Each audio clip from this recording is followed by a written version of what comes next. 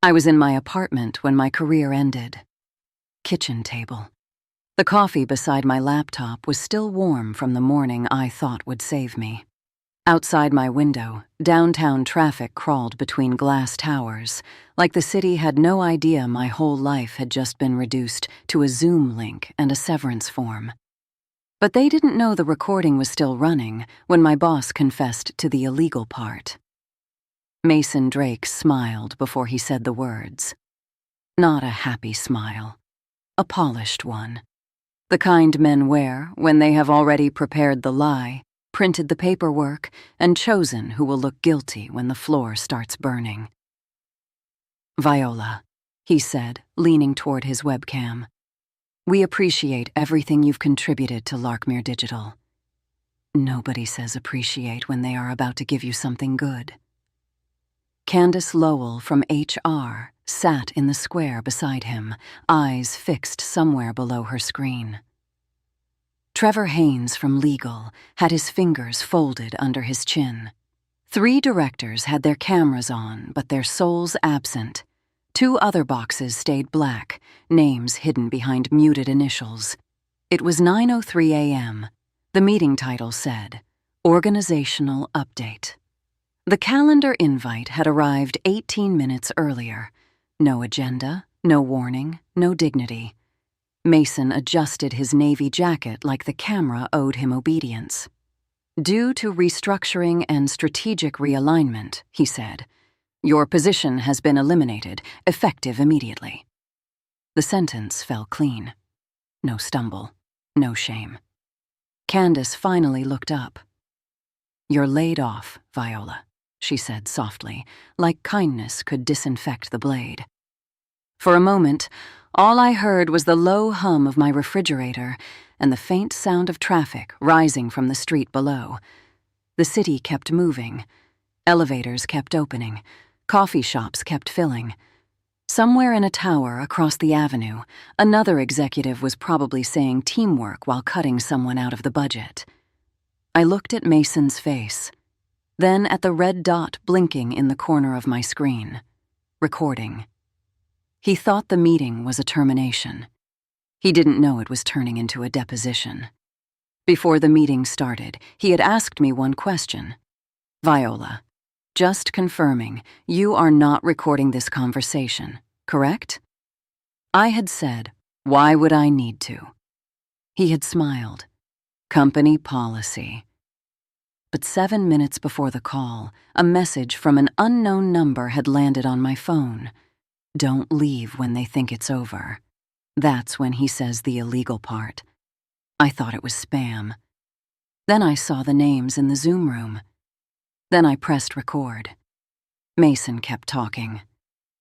You will receive 2 weeks severance in exchange for a standard release. Your access will be revoked after this meeting. 2 weeks? I asked. His smile twitched. Given the circumstances, yes. What circumstances? Candace shifted. Trevor cleared his throat. Mason's eyes hardened for half a second. The company is choosing not to discuss performance details on this call. Performance. There it was. The dirty word dressed as policy. 3 weeks earlier, Mason had called my work the spine of the Orion proposal. 2 weeks earlier, he had used my forecast in front of the board.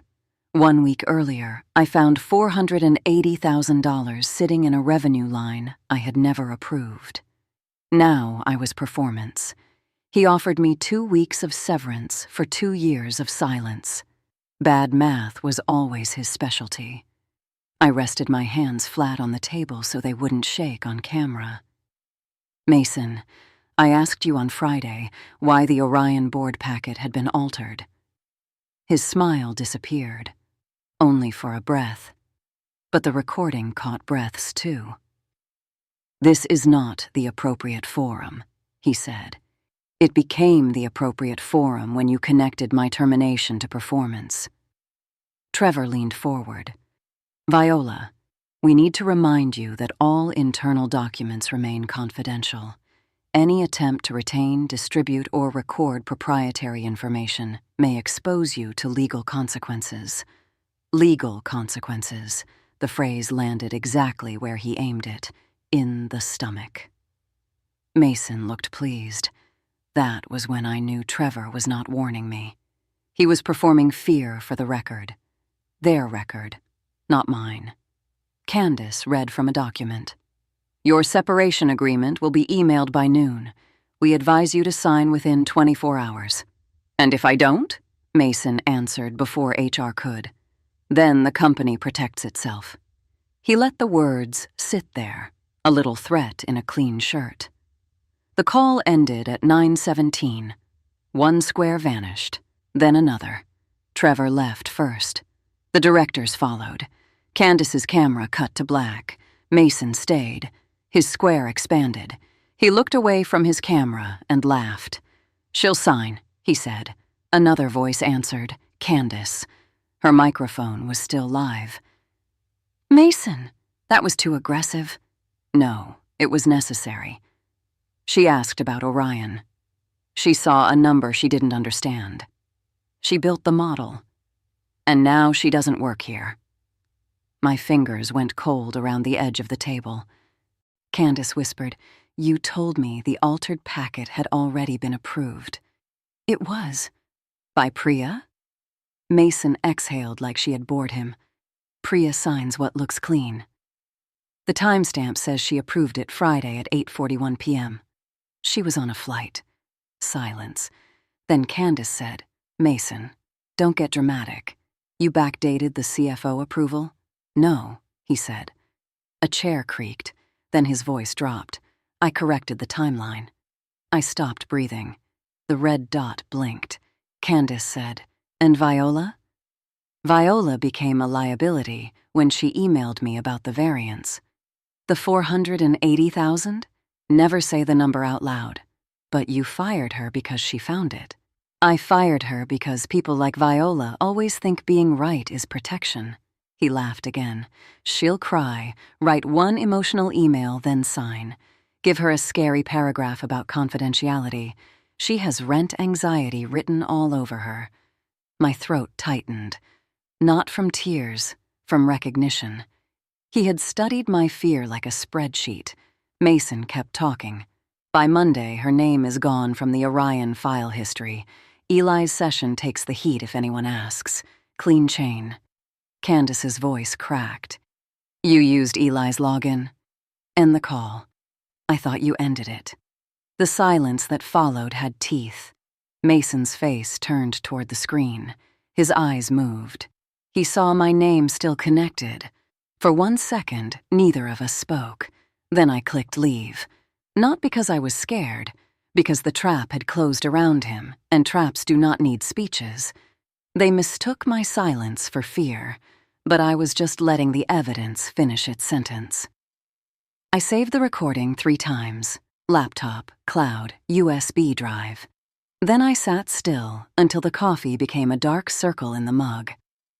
At 9:43, the unknown number texted again. Did you get it? I typed one word. Yes. The reply came fast. Then check your personal email.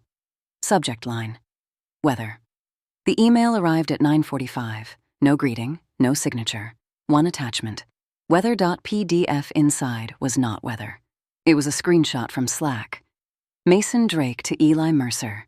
Need your session open Friday. SSO is acting up. I'll make the Orion cleanup quick. Eli. What cleanup? Viola already locked the final version. Mason. Viola won't be part of this by Monday. Leave your laptop in dock station 12. Below that, another screenshot. Mason to Candace.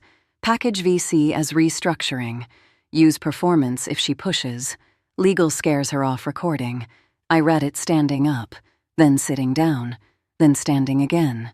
The room felt too small for the amount of truth inside it. For 2 years, I had worked under Mason Drake, Vice President of Strategic Accounts, expensive watch, soft voice, predator patience. He never shouted. Shouting leaves witnesses. He preferred compliments with hooks. Viola, you're brilliant, but you overcomplicate. Viola, the board needs confidence, not caution. Viola, You're too valuable to be political. That last one had worked on me the longest. Too valuable to be political meant do the work and let him take the room. Too valuable to be political meant stay late and call it trust. Too valuable to be political meant watch your name slide off documents like rain off glass. I had mistaken being needed for being protected. Orion Bank was supposed to change that. A $22 million proposal. My forecast, my model, my sleepless nights. I had built the numbers carefully with risk notes, implementation limits, and a warning about early revenue inflation. Mason hated the warning. Clients don't buy caution, he told me. Banks sue over fantasy, I said. He smiled then, the same smile he wore before firing me. On Friday, I found the fantasy. A new line in the final board packet. Early conversion uplift, $480,000. My name appeared in the approval chain, VC Viola Carter. I had never touched it. I emailed Mason. This revenue entry was not in my approved model. Do not distribute until reviewed. 8 minutes later, my dashboard access died. By Monday, so had my job. But Mason had missed one thing. I was quiet, not careless. Every model I built carried a hidden marker in the farthest cell of the workbook. Not visible, not dramatic, just a fingerprint. VC_Orion_risk_lock_0417. If my work moved, the marker moved with it. At 10:12, I opened my local copy. The marker was there. At 10:19, I opened the board packet Mason had sent last week. The marker was there too. Even after he removed my appendix, even after he changed the revenue language, even after he tried to bury my name. He deleted my name from the document, but forgot my fingerprints were still in the formula. He had stolen the house and left my key under the mat. The unknown number called at 10:31. I answered. A man whispered, "It's Eli." "Mercer." "Yes." "You sent the screenshots?"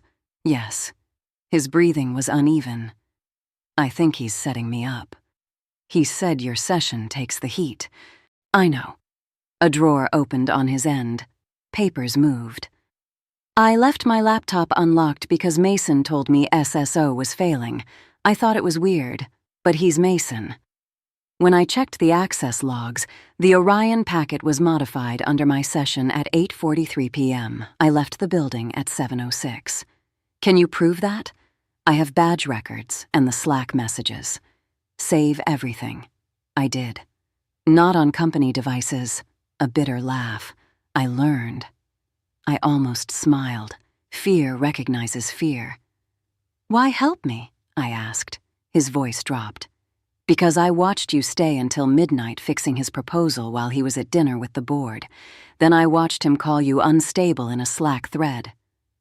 The word hit harder than fired. Unstable. That was how they planned to turn my accuracy into emotion, my warning into bitterness, my proof into drama. Some people do not fear the truth. They fear the receipt with their name on it. "Send me what you have," I said. "No forwarding from work accounts. Screenshots only. Metadata if possible. Personal email." "You sound like you've done this before." "No," I said. "I sound like someone who should have." By noon, Trevor's legal warning arrived. "You are reminded that recording internal meetings without authorization violates company policy. Any dissemination of confidential material will result in action." At 12:04, Mason emailed. "Viola, I know today was difficult. I would hate for emotions to lead you into decisions you can't undo. Sign the agreement, and I'll personally make sure references remain neutral." Neutral. He burned the building, then offered not to describe the smoke. My old self wanted to reply. Paragraphs, receipts, pain shaped into perfect grammar. But explaining truth to liars only gives them rehearsal material. I opened a new document instead. Timeline. Orion manipulation/retaliation/termination. Then I built the blade. 9:03 termination meeting, 9:17 accidental confession, Friday revenue alteration, CFO timestamp contradiction, access revocation, Slack screenshots, Eli's badge log, hidden workbook marker, every receipt numbered, every emotion removed. The document looked cold. Good. Cold survives cross-examination. At 1:26, I sent it to Elena Marquez, Chief People Officer, not Candace. Elena. She had joined Larkmere 6 weeks earlier. Mason once called her too procedural after she asked for written approval on a client discount. Too procedural sounded beautiful now. My email was short. Elena, I was terminated this morning after raising concerns about unauthorized changes to the Orion Bank proposal. I have evidence of retaliation, backdated approval, file manipulation, and misuse of another employee's login. I am requesting a formal review with HR leadership and independent counsel. I attached the timeline. Not the recording. Not yet. A good reveal does not empty the gun in the first scene. Elena replied 12 minutes later. Do not contact Mason Drake, Candace Lowell, or Trevor Haynes. Are you available at 3 p.m.? At 2:59, I joined the Zoom. This time, Elena was host. Her camera showed a clean office, no skyline, no performance, silver-streaked hair, white blouse, eyes like locked doors. Beside her sat Marcus Bell from outside counsel. Candace was there, pale and small. Mason joined last. Of course, men like Mason arrive late to rooms they think they still own. Elena, he said warmly, I'm glad we're handling this promptly. Viola is emotional right now, but I think we can settle this with compassion. Compassion. The word crawled across my skin. Elena did not smile. Viola submitted a formal complaint. We're here to review facts. Mason nodded sadly, already auditioning for victim. Of course. I only want to say her separation was part of a lawful restructuring. I shared my screen. No preface. No trembling. First, my original Orion model. Then, the altered board packet. Then, the missing risk appendix. Then, the $480,000 line. Then, my Friday email. Then, my access revocation. Mason leaned back. Correlation is not misconduct. I clicked to the next slide. The Slack screenshot. Package VC as restructuring. Use performance if she pushes. Legal scares her off recording. Candace closed her eyes. Mason laughed once, too quick. Screenshots can be fabricated. Correct, I said. Then I played the first recording clip. Mason's voice filled the room. She'll cry, write one emotional email, then sign. Give her a scary paragraph about confidentiality. She has rent anxiety written all over her. Nobody moved. Mason reached for his water glass and missed it by an inch. I played the second clip. Viola became a liability when she emailed me about the variance. Candace's voice. The 480,000. Mason. Never say the number out loud. I stopped the audio. Elena looked at Mason. He stared at the screen like the machine had betrayed him. Then his face rearranged itself. That recording is unauthorized. Marcus wrote something down. Mason turned harder. Company policy explicitly prohibits this. Viola was warned.